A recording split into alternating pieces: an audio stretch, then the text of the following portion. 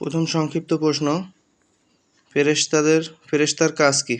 উত্তর, ফেরেশতার কাজ হলো সবসময় আল্লাহর আদেশ পালন ও তার তাসবিহ পাঠে নিয়োজিত থাকা। এরপরের প্রশ্ন হচ্ছে ঘ নম্বর, আখিরাত কি? আখিরাত মানে পরকাল। মৃত্যু পরবর্তী অনন্ত জীবনকে আখিরাত বলা হয়। এ জীবনের শুরু আছে, শেষ নেই। চ নম্বর, কিয়ামত।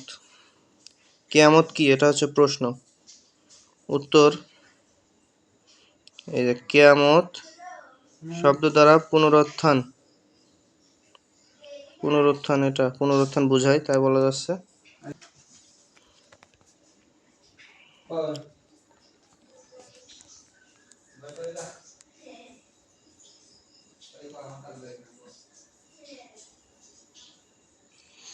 জগতের প্রলয়ের জন্য বা পৃথিবী ধ্বংসের জন্য তা বললেও হবে।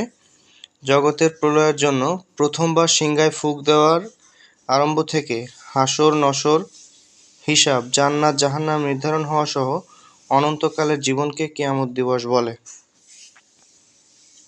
আচ্ছা, এরপরে বড় প্রশ্ন, প্রধান চার ফেরেশতার নাম এবং তাদের দায়িত্ব। প্রথম হচ্ছে হযরত জিবরাইল আলাইহিস সালাম, তিনি নবী ও রাসূলগণের নিকট আল্লাহর বাণী পৌঁছাতেন।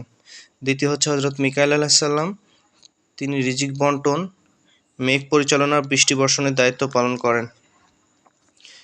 তিন হচ্ছে হযরত আজরাইল আলাইহিস সালাম, তিনি আল্লাহর হুকুমে রূহ কবজ করার দায়িত্ব পালন করেন।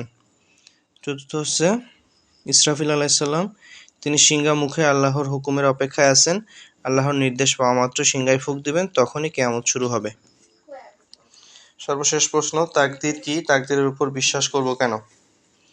তাকদীর শব্দটি আরবি, এর অর্থ হচ্ছে নির্ধারণ করা, বা সরাসরি বলা যাচ্ছে তাকদীর এর অর্থ নির্ধারণ করা। প্রত্যেক সৃষ্টির ভাগ্যে মহান আল্লাহ যা কিছু নির্ধারণ করে রেখেছেন তাকে তাকদীর বলে। আর তাকদীরে বিশ্বাস করব এর কারণ কি? আল্লাহ তাআলা সকল সৃষ্টির ভাগ্য নির্ধারণ করে রেখেছেন, তার ইচ্ছা অনুযায়ী জগতের সকল বিষয় পরিচালিত হয়, এজন্যই বিশ্বাস করব এটা।